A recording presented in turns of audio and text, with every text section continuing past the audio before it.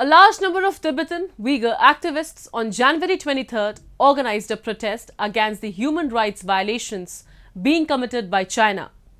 The protest was held at Broken Chair in front of United Nations Human Rights Council in Geneva.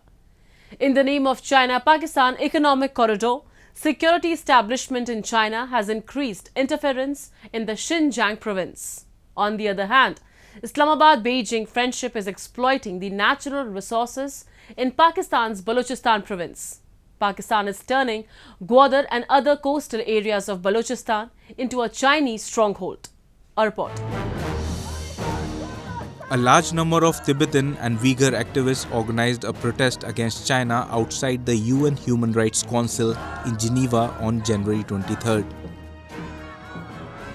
The protest occurred during the 45th session of the Universal Periodic Review at the United Nations.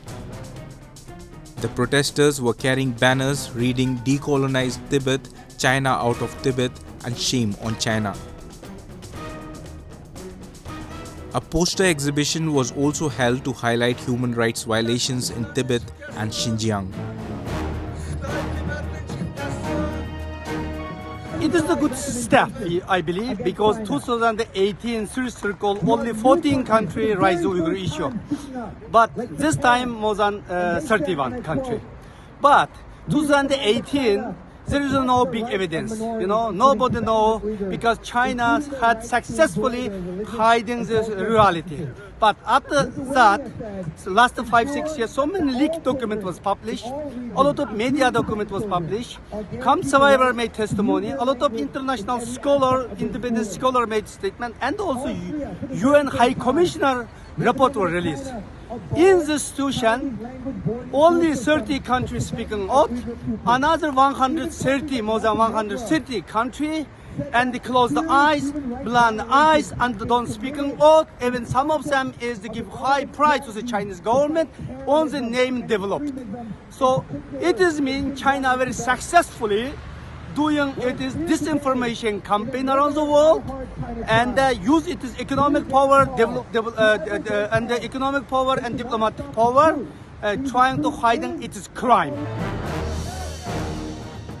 During China's third Universal Periodic Review in November 2018, China received 346 recommendations from 150 countries and accepted 284 of them, with many questionably noted as accepted and already implemented. Despite a seemingly high acceptance rate, China broadly rejected recommendations on the rights of Uyghurs and Tibetans. Beijing rejected cooperation with the UN and restricted UN access to all regions of the country. Since 2018, mounting human rights abuses have been largely documented by a range of UN human rights bodies. Uyghurs and Tibetans is not just a regional concern, but a global echo calling for justice, dignity, respect, and for human rights. In conclusion, as we stand together here today, at this critical juncture, let us remember that the Universal Periodic Review is more than a diplomatic engagement. It is a moral obligation. We are entrusted with the responsibility to uphold the principles of human rights, to advocate for the silence, and to ensure that no individual or community is left behind. Let this UPR be a testament to our unwavering commitment to these ideals. Human rights groups believe China has detained more than 1 million Uyghurs against their will over the past few years in a large network of what the state calls re-education camps and sentenced hundreds of thousands to prison terms.